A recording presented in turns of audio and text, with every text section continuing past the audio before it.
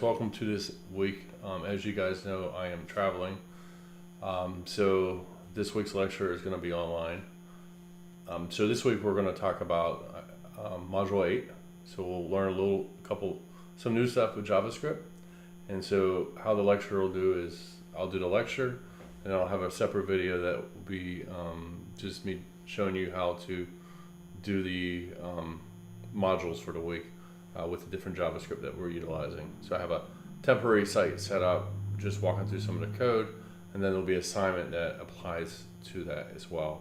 And then there'll be a summary. So we'll have a summary for 50 points, and then we'll have the assignment, which is 100 points.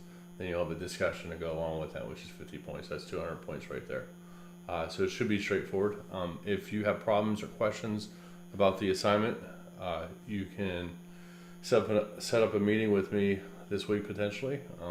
Normal business hours on Tuesday and Wednesday, and if needed, maybe Thursday. So just let me know. So hopefully you can see the lecture here. So I'm gonna get started.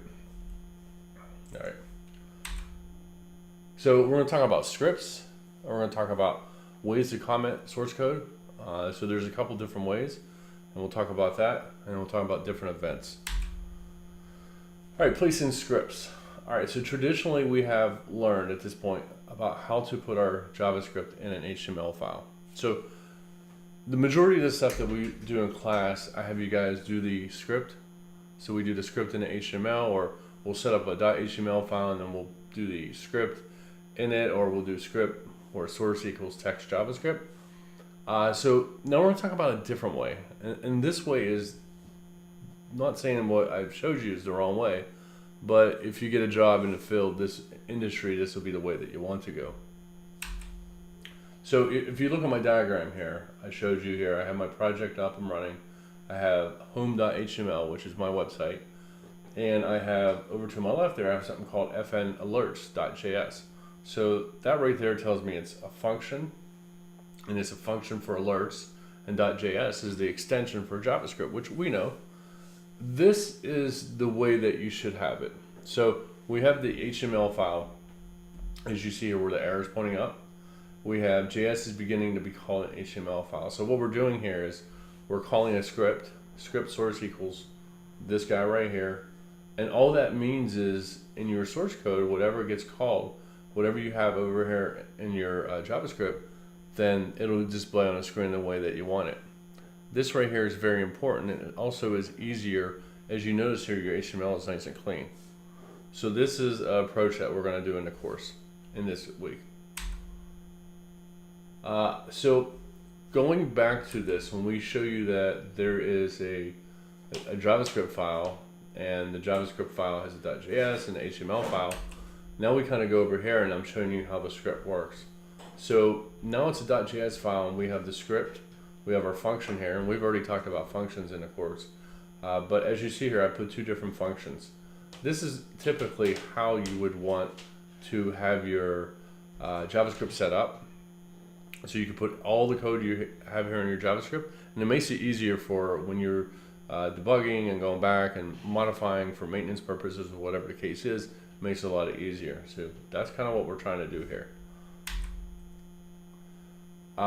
Commenting. So this right here actually is a boo-boo on my behalf.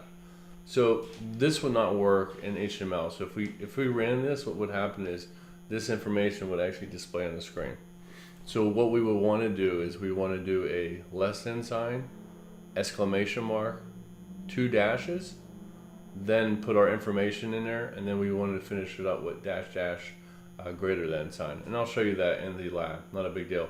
This right here actually could be utilized in the JavaScript. JavaScript, this is fine, but HTML you can't use this. It will think that it's text that has to be inserted on the screen. So we have to, in this week's assignment, that you'll want to ensure that you are putting this in your HTML or this in your JavaScript, explaining what it is. So I will grade based off of the comments that you put in there. So here's another commenting. So this is another way that you could comment with the forward slashes. And this is in JavaScript. This will work perfectly in here. It will not work in HTML. But also if you go back to this right here would work in JavaScript as well.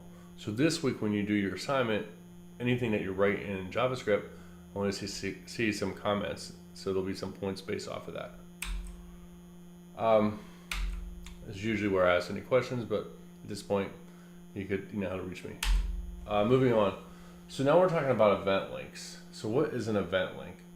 Event link is, you go to a website and you click on a link and it takes you somewhere. That's all this is. So now we're showing you how to do it in JavaScript. You can do an event link easily through HTML without a problem. And when we get in the lab, I'll show you the differences, how you could do it just directly with HTML without using JavaScript. But this first one right here that we're doing is an event link.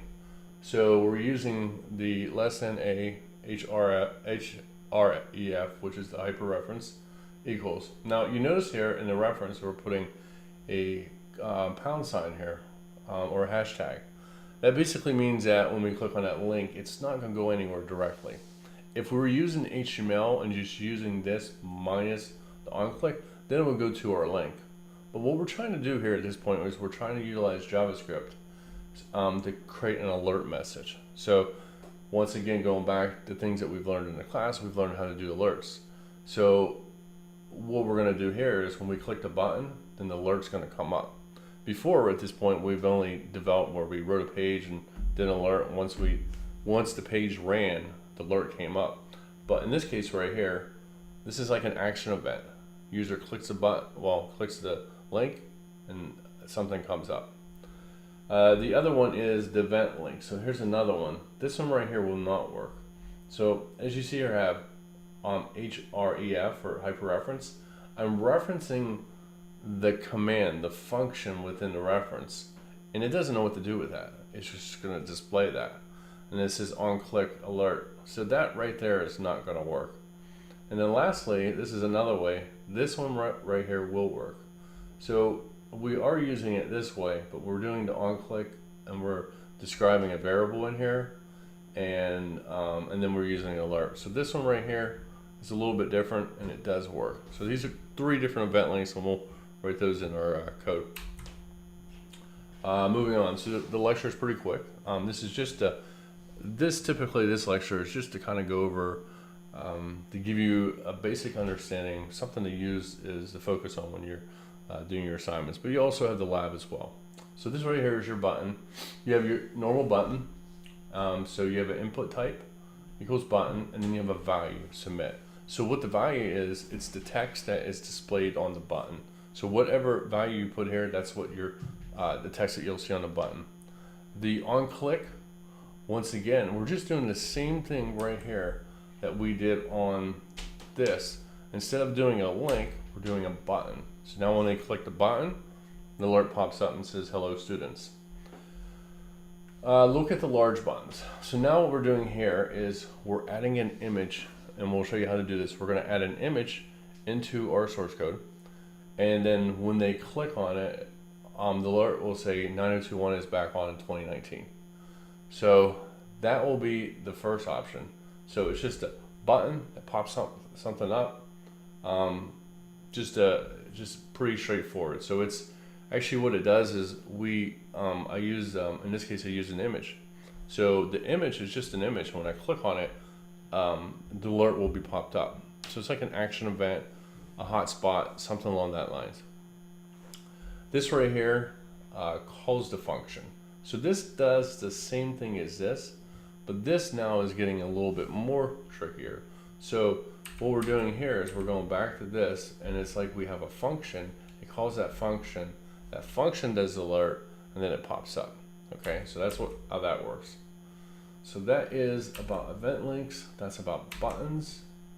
So the we have a couple other things here. So we're going to talk about field events and mouse events. And then next week we'll talk a little bit more about reading data, setting data. I wanted to kind of save that one for the in-class work instead of adding too much. So mouse event's been around for a long time, and it's just you probably don't realize that you use a mouse event, but it's anytime that you hover over something appears, something changes. If you looked at If you look at any menus in a website, you might hover over and it highlights it, maybe pops out. But in this example, we're using a different example. So what I did here in the demonstration when I show you the code is we are taking a before and after picture. So I chose Carrie Underwood before she had makeup on and after she had makeup on. So what I did here is I used an image source, which we've already talked about this. It just places the photo on the screen. And then we're using a JavaScript feature called on mouse over. What that means is when we hover over it, a different image appears. So this first scenario, what happens is we have the before photo, and then when we hover over it, the after photo comes on. But when you do this, it doesn't change back, it stays the same. So we want to kind of have the ability to hover over it and move it back. So if you look down to the next line, this right here does that. It's called mouse out.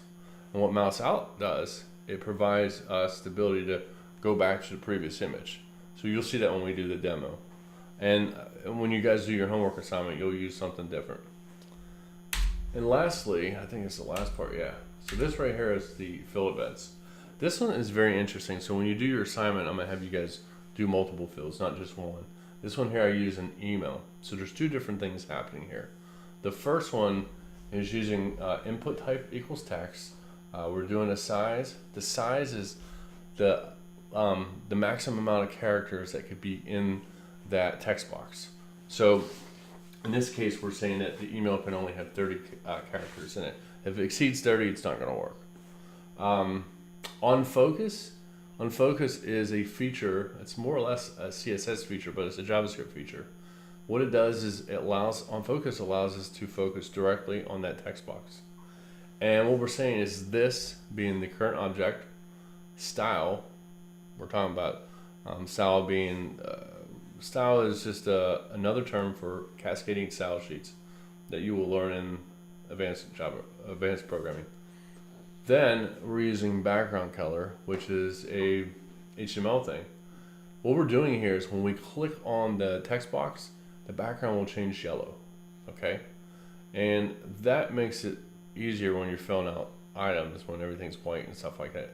Maybe it's backlinks like a blue or a pink or whatever. Now, this one below here does a little bit different. So here's the difference. The first one, when we click on it, it just has yellow. If we click outside of it, guess what happens?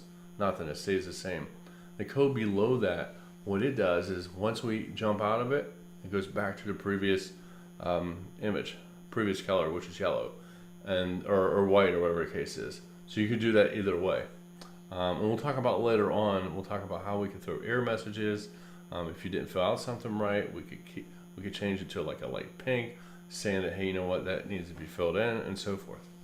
So that's pretty much it on this week's lecture. So if you have any questions, I say Slack me or email me or whatever the case is. So just real quick, just an overview. We talked about field events. We discussed mouse events, buttons, event links, commenting, and we talked about placing scripts. So that's about 6 new things. So thanks for listening and watching this, and I'll see you guys next week. Have a great day. Bye.